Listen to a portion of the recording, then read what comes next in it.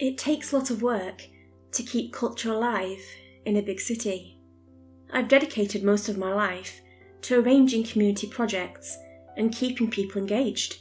Late-night movie screenings, flea markets, chaperoning at youth centres, concerts, game nights, you name it. I'm the face in the crowd that people can't help but to recognise. It didn't take long for me to expand my interests to amateur theatre, opera and ballet.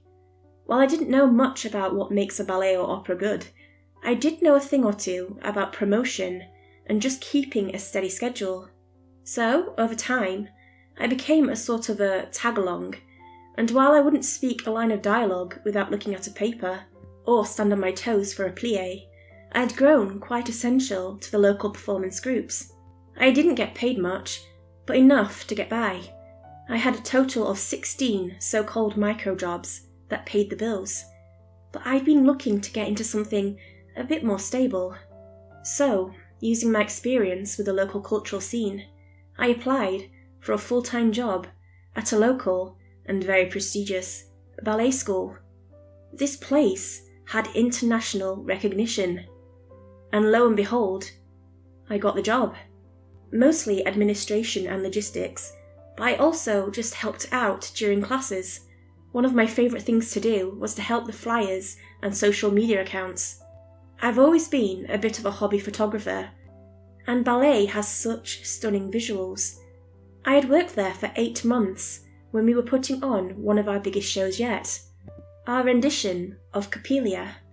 There'd been all kinds of drama for months about who was getting which part, what venue we should use, what costume design to go for, all kinds of issues.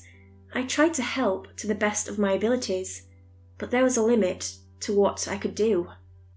I'd read up a lot on ballet history during my time there, and it is a genuinely interesting subject. So when we were getting closer to our first show date, I had an idea. See, back in the late 1800s, there was a tradition among certain Parisian companies to perform a ghost ballet. It was essentially just a final rehearsal with a few more extra steps, but it was something I'd never seen performed before. The ghost ballet is performed the day before the first show. It is performed to an empty audience and with no music. The idea is that by keeping the seats empty, you leave room for past dancers to bless your performance, and by performing without music, or killing the music, it leaves room for instruments past to be heard by the spectral audience. It is all just a way to remind the performers of their prestigious history, and also paying your respects to those who came before. The dance itself is usually just a silent version of whatever you are debuting the following night. I suggested we perform a ghost ballet before our Coppelia debut. I could take pictures and make a few posts about it on our social media accounts. Hell, we could even make it a bit spooky by using the black outfits from our Swan Lake performance. It would make the rehearsal a bit more fun, while also paying tribute. Everyone was on board. Sabrine, who had the role of Swanhilda, went all in. She even suggested we take it a step further by inviting friends and adding a sort of skeleton makeup. I wasn't completely on board with it, but the others loved it. How could I say no? So, when the night of the Ghost Ballet came, it was a mini-event in and of itself.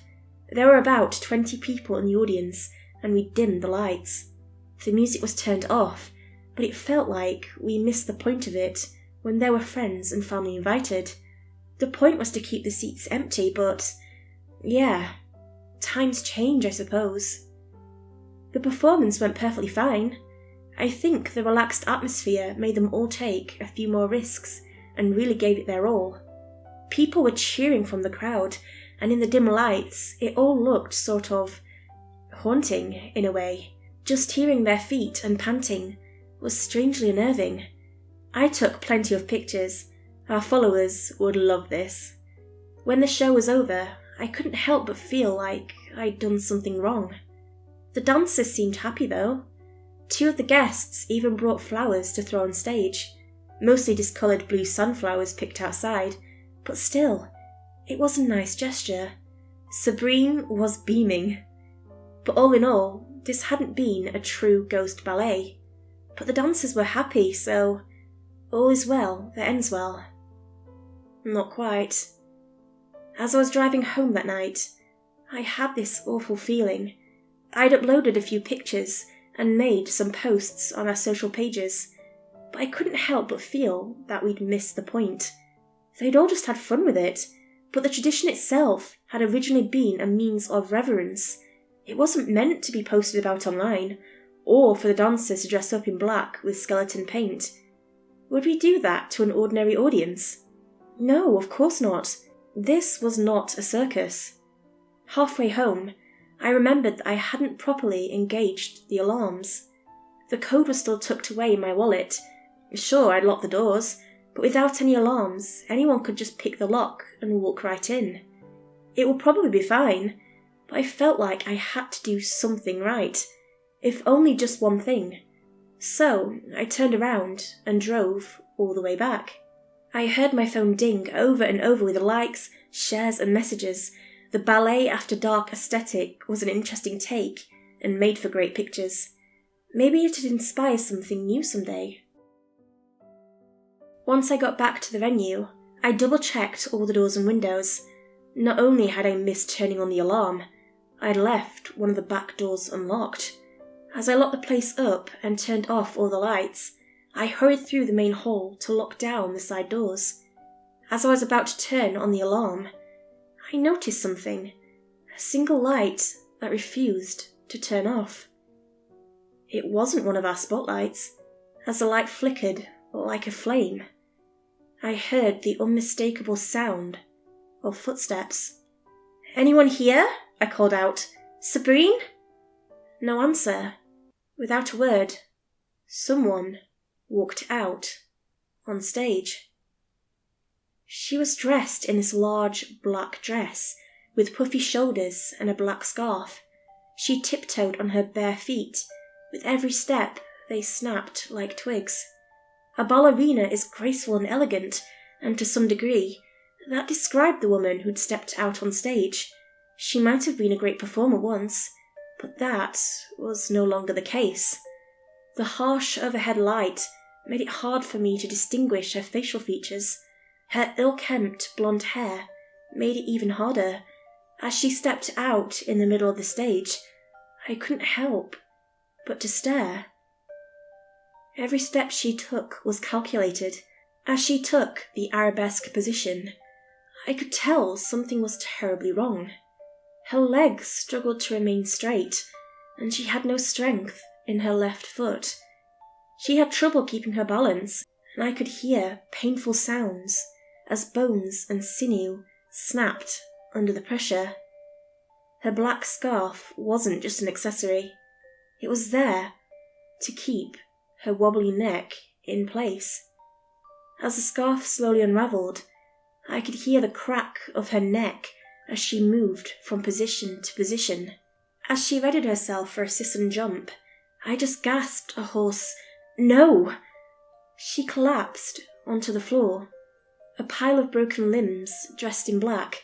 Her arm twisted and turned the wrong way, and her right wrist seemed close to falling off.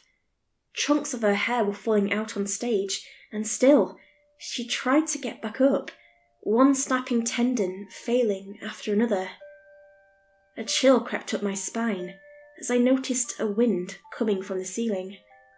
It almost sounded like a flute. I let out a forced breath, only to see it blossom into a cloud. How hadn't I noticed the cold?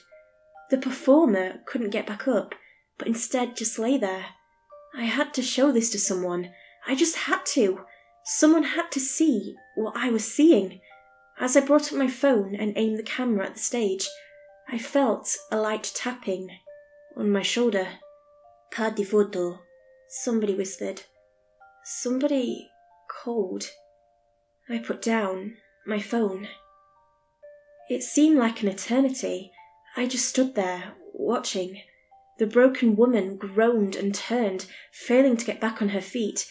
Instead, just lay there, writhing back and forth like a wounded insect. Her frustrated cries echoed from the stage, groans turning into pained wheezing. Without turning my head, I tried to see whoever was behind me. I didn't want to turn around. I had this instinct screaming at me to just wait it out. One more bad move, and I might not make it out. Rational thought would have to take a back seat. I must have stood there for the better part of 10 minutes. I was so stiff, my feet were going numb. Suddenly, a cold wind blew through the hall, and with it, the overhead light went out. Before the stage drowned in darkness, I met the eyes of the broken dancer. Her eyes were empty. Once the stage grew quiet, I ran towards the exit. I slammed the door open, leaving the building and everything in it behind. I didn't think a second about closing up or locking. I was just getting as much distance between me and that building as possible, while my mind tried to make sense of what I'd seen. The next day, I woke up at about 3 p.m. in the afternoon. I had 27 missed calls, and I was running a massive fever.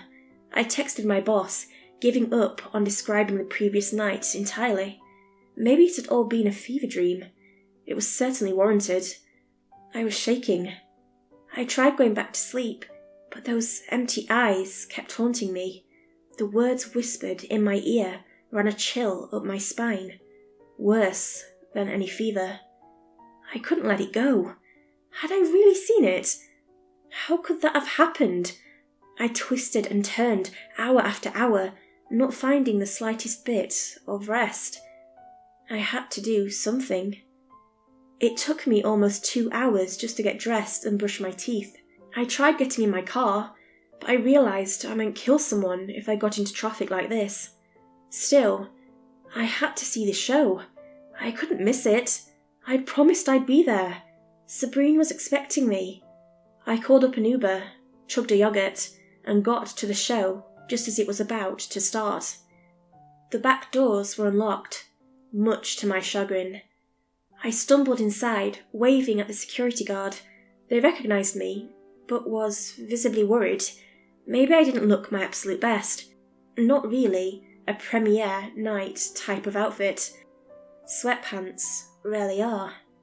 As I got backstage, there was the usual excitement in the air. The first act had just started, and I could feel the magic in the air. I had to see it for myself, just to make sure they were doing okay. It seemed fine. Sabrine was giving it her all. As she and Gaspard performed a perfect fish dive, I could hear the audience ooh and ah, just like the performers were doing what was expected. So, in a way, was the audience. Then, a camera flashed. For a brief moment, I saw something in the empty seats. I heard something. Maybe I imagined it, but right alongside Sabrine, I heard this other set of footsteps. I found myself holding my breath, waiting for something to snap or twist, like the broken dancer. It struck me how, even with all her training, all it took was for a misplaced step for the show to be over. Another camera flash. I looked at the other dancers backstage. We have to. I couldn't find the words. My mind cramped. I just stared out at the stage, whispering what I'd already been told. Pas de photo. Even so, there was another flash from the audience. For a brief moment, every seat in the house was full. Elegantly dressed men and women, clad in black funeral garment, mummified faces and dirt-filled mouths, and there, ready to run in from the side of the stage, was the broken dancer, right there, in the dark corner of my eye. The lights went off. A power outage, and somewhere on stage, unhindered by the music, a terrible scream. They say that Sabrine lost her balance when the lights went out.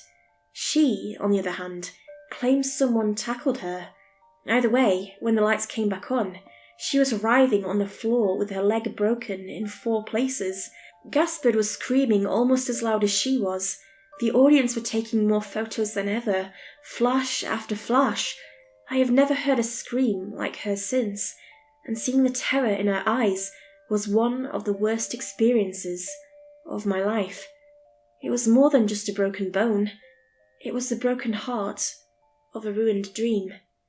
People were rushing to help. Our backstage paramedic hurried out, curtains were drawn, and our volunteers were trying their best to calm the audience down. I caught a glance of Sabrine as she was carried away.